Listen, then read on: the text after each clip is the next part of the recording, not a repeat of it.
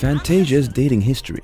Fantasia came to prominence after being named as potentially one of the most talented singers in the US, as well as the winner of the third season of the reality TV singing competition show American Idol in 2004. It led to huge popularity and caused enormous media interest, not only in her professional life, but also supposed private life. And over the years, public interest in both has diminished little. It is known that the famous Grammy Award winner has been romantically linked to 6 handsome men, if not more. A simple reminder how to enter our brand new giveaway. We will be giving away either iPhone Max, iPad mini, or MacBook Pro.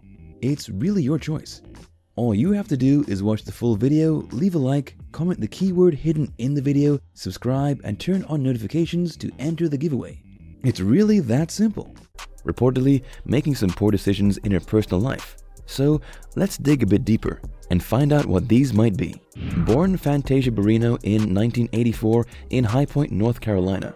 Even before she achieved popularity, she was romantically involved with a man named Brandel Schaus, entering into a relationship with him when just 14 years old. It didn't take her long to drop out of school, which was a pretty bad mistake, wasn't it? Especially as under his influence and supposedly to be more just like her friends, Fantasia started drinking and hanging out at local nightclubs. At the age of 17, she became pregnant to him, later revealing more details from that period of her life in an interview with Oprah Winfrey, recalling, "That's when everybody seemed to give up on me. I was the girl who could sing and was supposed to grow up and do something with my life. But when I moved out, started hanging out with the wrong people, and got pregnant, people were like, she ain't going nowhere now." I'd lost myself. Their daughter, who they named Zion Kari Barrino, was born in August 2001. But according to People magazine, her relationship with Brandel had always been somewhat abusive, even after the birth of their daughter, not only verbally and emotionally, but also physically. As many people could not understand why she decided to stay in a relationship with him when she was bullied. Fantasia later tried to explain that. According to ABC News, she said, "Sometimes that abuse feels like love to you. That's all. Sometimes that's all you know." In August 2002, Brandel Schaus pleaded guilty to beating and choking her. Fantasia later told People magazine, "We were kind of killing each other, fighting, arguing," but adding, "It made me realize I had to respect myself. If I let it go on, Zion would have grown up letting herself be disrespected. I'm cautious now about relationships. I won't go through that anymore. No hitting, none of that." After dating for 5 years, Fantasia ended their turbulent association, even though she often had no money and could barely make ends meet. She moved with her daughter into a small apartment, recalling, "Sometimes I'd have to borrow to see that the child had Pampers, but we made it through that." After more than a decade, in 2014, Schaus filed a lawsuit against Fantasia for full custody of their daughter. According to news website TMZ, Brandel claimed that he would be the better parent. In turn, she revealed that he never cared for Zion, nor did he pay child support, for which she sued him. She retained custody of their daughter. After becoming popular, Fantasia came into contact with other famous personalities. In 2004, she met professional American football wide receiver Michael Clayton, who was playing for the Tampa Bay Buccaneers at the time. They were spotted hanging out and enjoying each other's company. However, maybe they just wanted to keep their romance low profile. As he told the Tampa Bay Times, "We're just friends, really good friends," adding, "She's a very inspiring person, motivated, kind of like myself. She has a daughter who's 3 years old, and I do too. We have some good conversations. Just conversations, not sure." Nonetheless, the couple reportedly ended their friendship in October of the following year.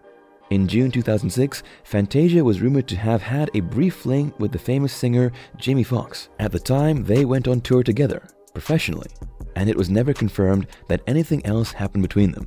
Nonetheless, they kissed at the 2006 BET Award during their together performance. Was it a sign that they had an affair, or was it just part of the performance? One can only speculate. In 2007, Fantasia apparently fell in love with rapper Young Dro after they met at a recording studio and hooked up. In his interview with Angela Lee, the famous rapper admitted that he fell in love anyway. He also revealed that there was a lot of stuff in the middle, which caused many problems as well as tension in their relationship. He even described their relationship as very ghetto, whatever that meant.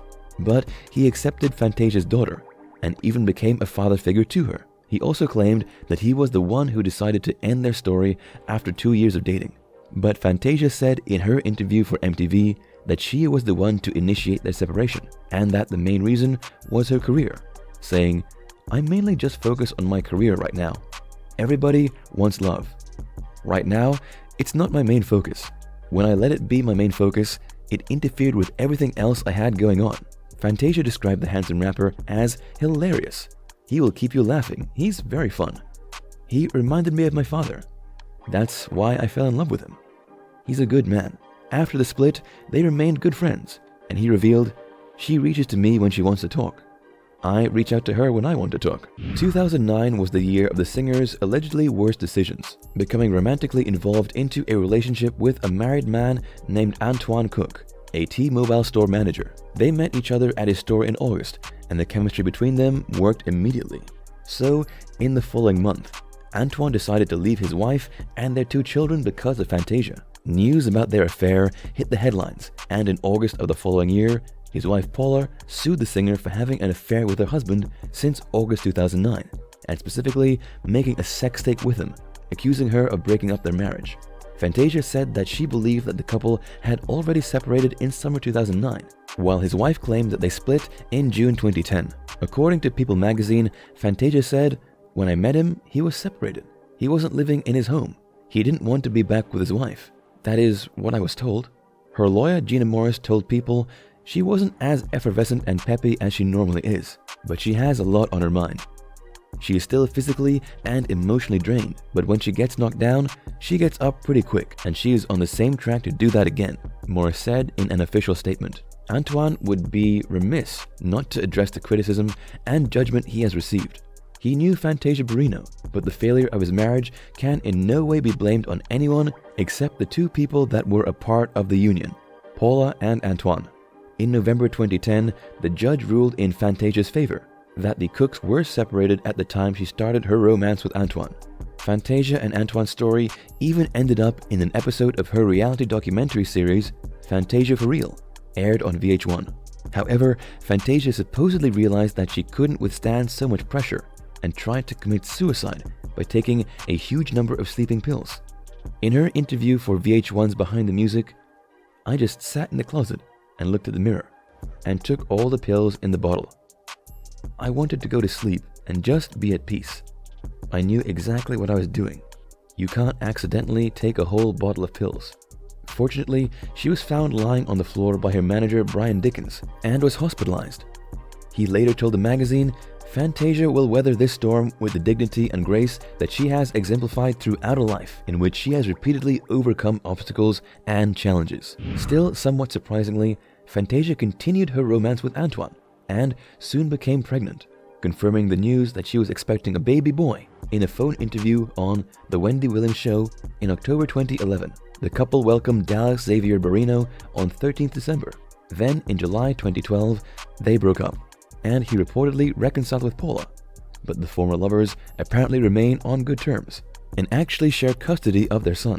According to the Christian Post, Fantasia has a great relationship with her ex-lover and his wife, which is quite unbelievable. A case of fact being better than fiction, don't you think? Before she met her future husband Kendall Taylor, Fantasia took some time to be alone and focus on herself, subsequently revealing more details about that period of her life. She told AOL, "I did a 7-month fast. For me, that was long. I went without drinking, partying, talking to any guys. That was a bit much for me. I needed something different. I began to let go of the bad relationships, the hurt. I had to let it all go. Then as soon as I got off the fast, I met my future husband." According to E! News, she even bought a ring and married herself before she tied the knot with Kendall Taylor. She opened up about that in an interview with Harry Connick Jr. on his talk show, saying, "Before I met him, I bought a ring and married myself. That's crazy, right?" Adding, "I married myself because I felt like before true love could come, I needed to learn how to love myself again. And so for me, I forgot about myself." Are you as confused as we are? Fantasia met businessman Kendall Taylor in June 2014 at the Hyatt Hotel rooftop bar in Charlotte, North Carolina. She was there with friends, and at the moment when she was ready to leave, Kendall approached her. Can you guess? It was love at first sight. They spent the whole night chatting until 6 in the morning. She would later recall that night during an interview on the Breakfast Club radio show.